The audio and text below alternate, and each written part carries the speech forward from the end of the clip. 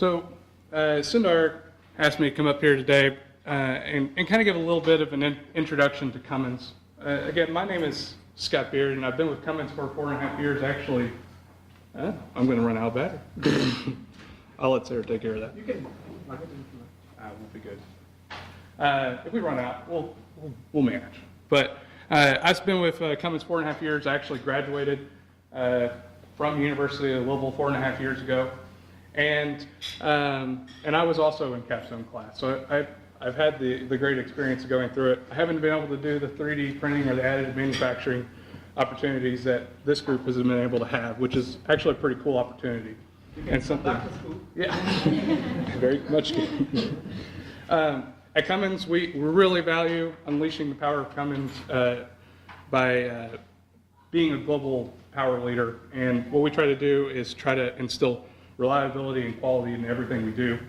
And what we think that the additive manufacturing and 3D printing of the future can do for us is really cut down on our lead times for our prototypes in the design and development timeline. So we typically have a 3 to 10 year process. We think that with prototyping, with the 3D manufacturing of the future, that we might be able to cut that down and really speed up our timelines a little bit. So, like I said, I'm just going to give you a very quick introduction to Cummins, maybe some applications for where we could use 3D printing. Then I'm going to go through very quickly what I presented to the students on what the specifics they were judged on today, and then I will announce the awards. No more than 3 or 4 minutes, so bear with me just for a few minutes. So, as I said, Cummins is a global power leader. We're located in Columbus, Indiana, and we have about 55,000 employees. We have a great opportunity to have 3 other colleagues of mine, Sarah Huff, Josh Locke, and Scott Sargent here with me today. And they're all in very different business units. At Cummins, we have an engine business unit, which is where I come from. We also have the power systems business unit, which Sarah also comes from. And then Scott also joins me in the engine business, and Josh is in the engine business. And then a lot of our actual executive sponsors are from the components business working in fuel systems. In the engine business, we make 1 million engines a year, and we do design and development projects on upwards of 10 to 25 VPI programs or new development projects. And we run 10 to 25 projects, and we have to prototype parts and run tests for those 10 to 25 projects every year. One of the applications we see in the engine business, as you've seen in some of the projects today, was the turbine wheel that you saw as an opportunity for us to expand into 3D printing, as well as gears. So these are really long lead time parts for us, and the ability to be able to get these parts quickly with various different design parameters that we're influencing, blade angles, or different modules of gears are all important to us. And in the components business, we look specifically at injectors in the fuel system because of the small parts and the complexity of making those parts.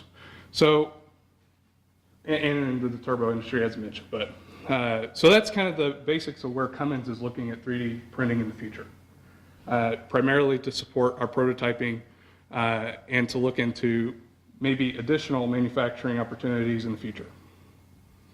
So that's a little bit about Cummins. Now I'm just going to talk to you a little bit about the specifications around the awards that were given, that we were judging on today. And primarily we have 6 categories, and this didn't change a lot from previous semesters where the capstone design was a little different. So it was a little bit of a test in adaptability for us today. But the big things that we look at are how well do they manage requirements. So each of the sponsors gave them, hey, I want to do this, I have a problem.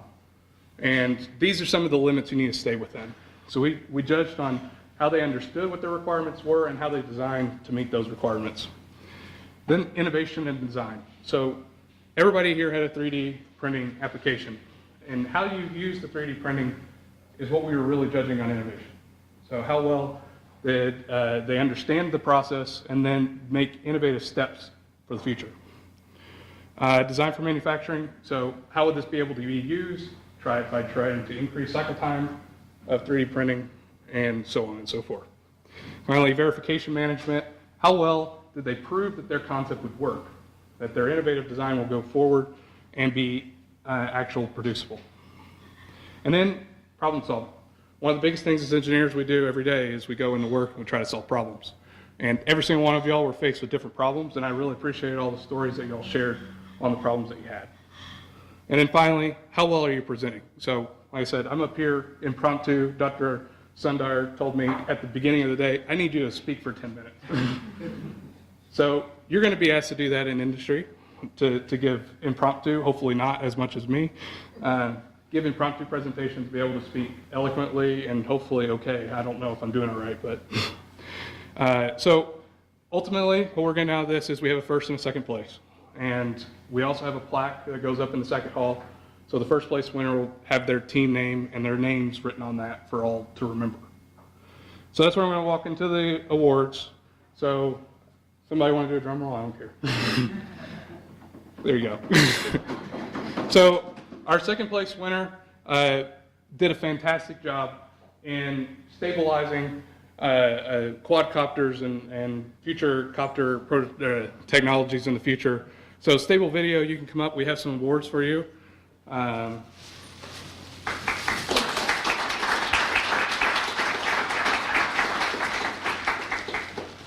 Since the first place team ran away, you could give them the award also. Then obviously everyone else has an exam. Thank you. So thank you very much for all your help, and we'd like to get your names written down so you can tell Dr. Undar to send me an email with your all's names so we can keep them for the future. So then we'd like to introduce our first place winners. They did a fantastic job of designing cooling passages for manufacturing of, and it looked like a comb to me, I don't know what exactly it is, but for Amaray. So IMDM is our first place winner. I don't know if they're here today, but they did a fantastic job in reducing or to stabilizing the heat flux during the production process. So really give them a lot of credit. And I'll let Sundar give them their cash prize as well. I'll keep the cash. So thank you all again for everything you've done and making this another successful year for Capstone. We do have some little trinkets up here. Feel free to grab one if you like. Again, thank you very much.